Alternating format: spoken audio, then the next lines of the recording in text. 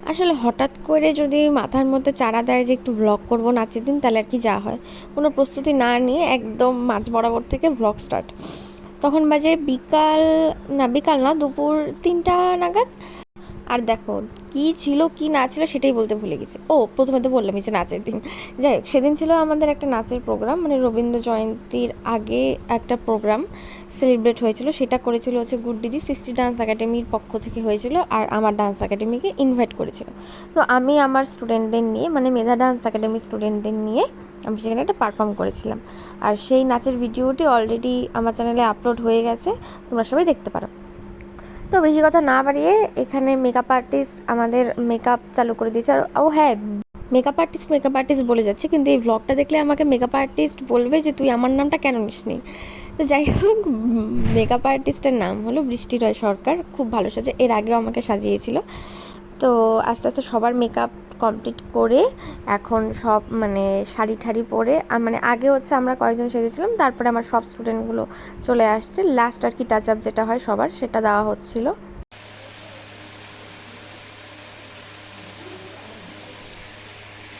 ভটকতে হুই ভাটে বেচারা অর্ধেক মেকআপ করে বসে আছে।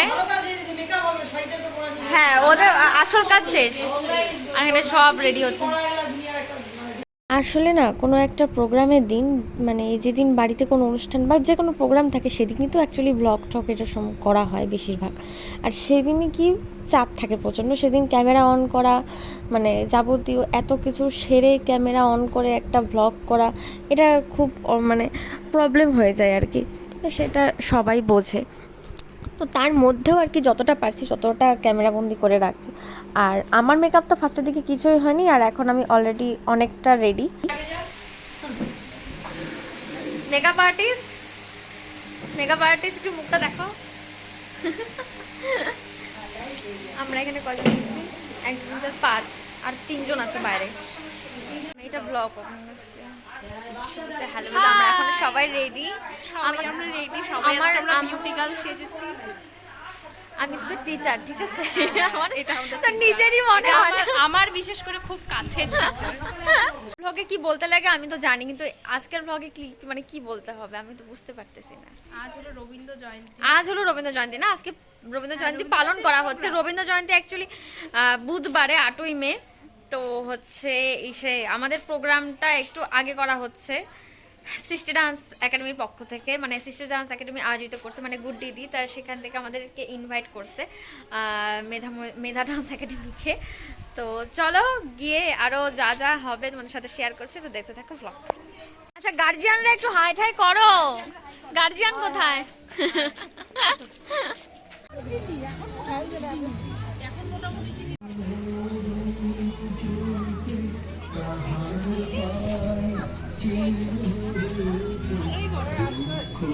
সন্ধ্যায় এক সুন্দর সাংস্কৃতিক সন্ধ্যার আয়োজন করেছে আমাদের সকলের জন্য। সৃষ্টির ডান্স একাডেমিকে অসংখ্য ধন্যবাদ এত সুন্দর এক সাংস্কৃতিক সন্ধ্যা আমাদের সকলকে উপহার দেওয়ার জন্য।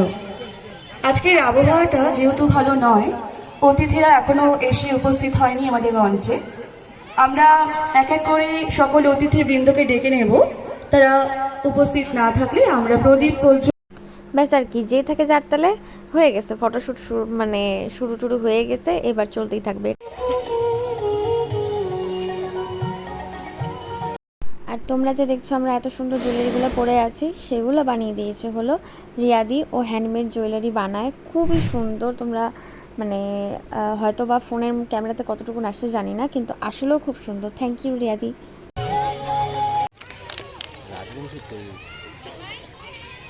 এই সাংস্কৃতিক সন্ধ্যায় আসার জন্য এবার প্রদীপ প্রজ্বলনের মধ্য দিয়ে আমরা আমাদের এই অনুষ্ঠানের শুভ সূচনা করব।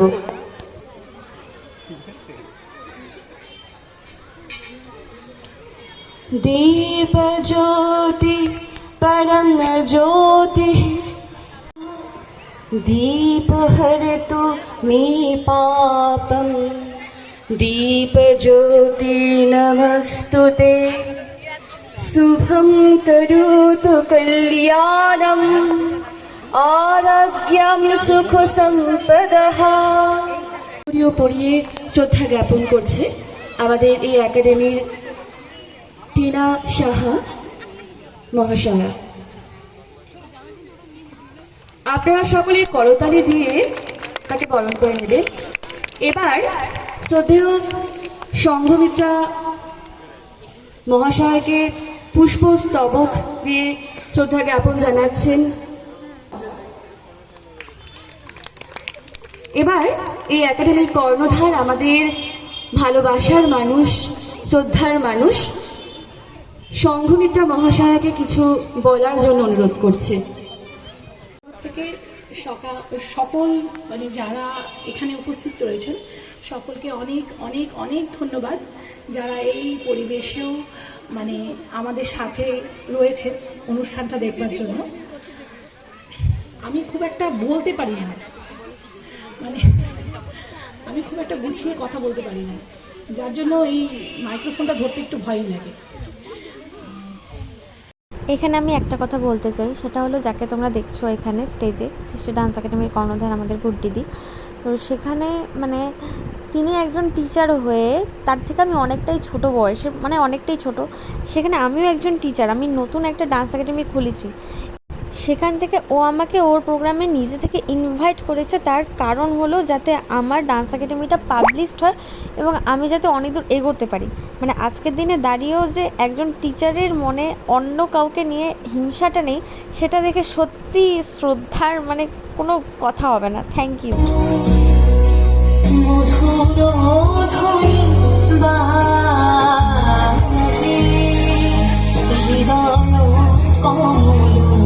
এলেছো ও জোনাকি এই সুখে ওই ডানা দুটি, এলেছো সুখে ওই ডানা দুটি।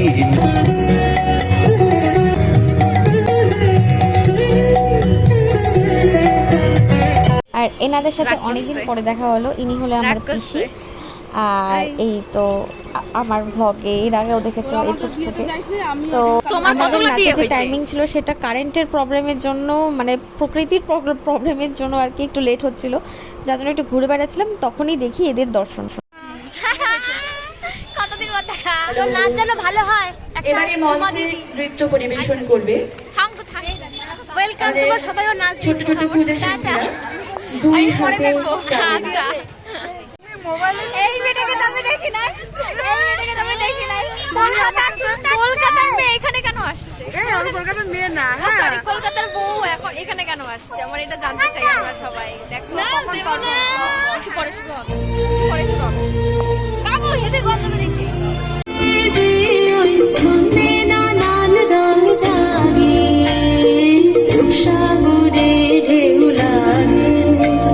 যে আবহাওয়ার যে কন্ডিশন এখন, ঝড় উঠবে। যাই হোক, এই পরিস্থিতির মধ্য দিয়ে সবাই এত সুন্দরভাবে এই অনুষ্ঠানে আপনারা রয়েছেন। আমাদের এই অনুষ্ঠানের শেষ পর্যন্ত থেকে এই অনুষ্ঠানকে সাফল্যমণ্ডিত করে তুলবেন এই আশা রাখছে আমাদের সৃষ্টি ডান্স একাডেমি।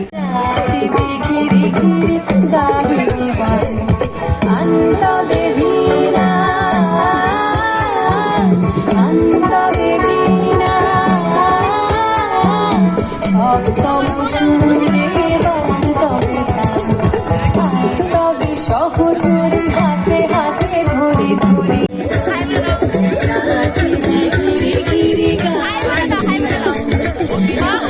ঘিরি ঘিরি গাই নাচি ঘিরি।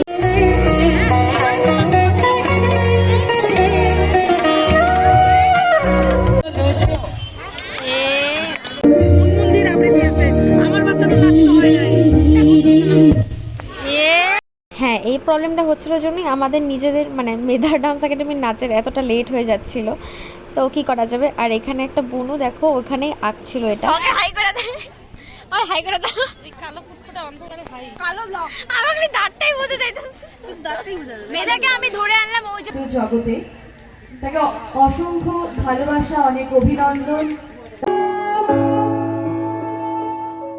এই বৈশাখের মতোই গৈরিক তিলক দিয়ে সাগরের জন্মদিন।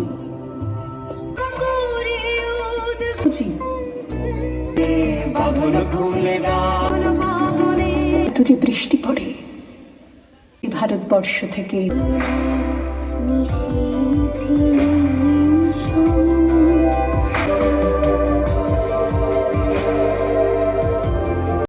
না না না না না ভ্লগের মধ্যে নাচ দেখলে তো চলবে না, আমার নাচ দেখতে লাগবে আরেকটা, যেটা নাচেরই ভিডিও ছাড়া হয়েছে সেটাতে।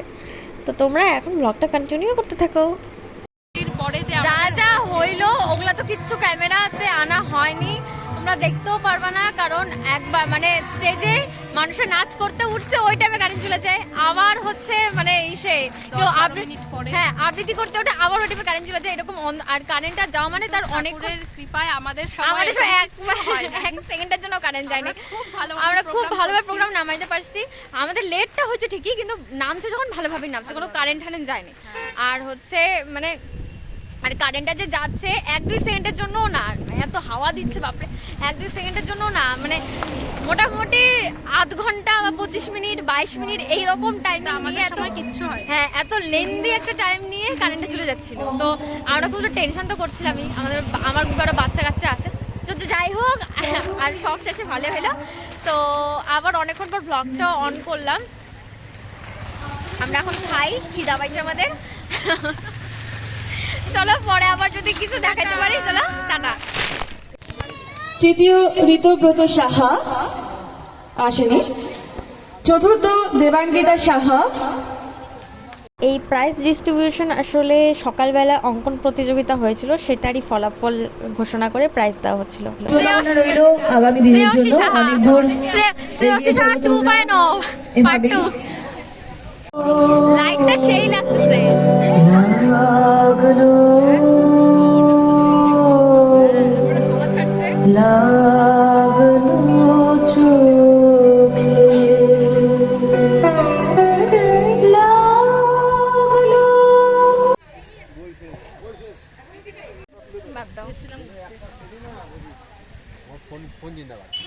ব্লগ বলতে কোনটা তুমি কে হও আমার? কি যে হই জানি না, জানার যাকে রাস্তার মধ্যে দেখলো আমি চিনি না। লাইট কোথায় গেল?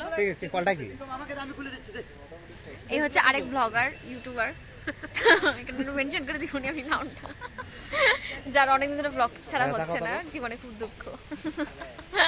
ব্লগ রেডি আছে কিন্তু ছাড়াও আছে না আজ সবাই